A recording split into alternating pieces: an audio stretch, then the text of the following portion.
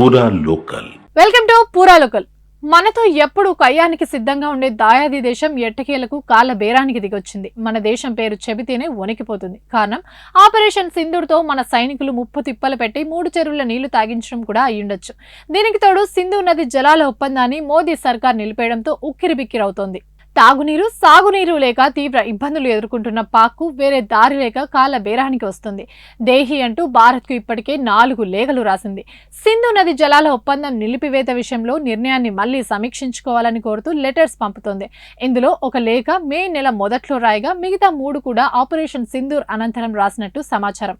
సింధు జలాలు నిలిపేయడంతో తమ దేశంలో తీవ్ర దుర్భిక్షం నెలకొందంటూ ఈ లేఖలో పాక్ పేర్కొన్నట్లు తెలుస్తుంది.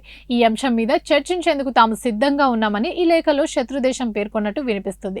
పాక్ జలవనరుల శాఖ నుండి వచ్చిన ఈ లేఖలన్నీ ప్రోటోకాల్లో భాగంగా విదేశీ వ్యవహారాల మంత్రిత్వ శాఖ దృష్టికి తీసుకెళ్లారు. అయితే ఉగ్రవాదం, వాణిజ్యం కలిసి వెళ్లలేవని, నీరు రక్తం కలిసి ప్రవహించలేవని భారత్ ఇప్పటికే స్పష్టం చేసింది. సరిహద్దు ఉగ్రవాదాన్ని ఆపేంత వరకు సింధు జలాల విషయంలో తమ నిర్ణయంలో ఎలాంటి మార్పు ఉండదని భారత్ స్పష్టం చేసింది. ఈ నేపథ్యంలో నీళ్లు వదలండి అంటూ పాక్ నుండి లేఖలు రావడం ఆసక్తిని సంతరించుకుంది.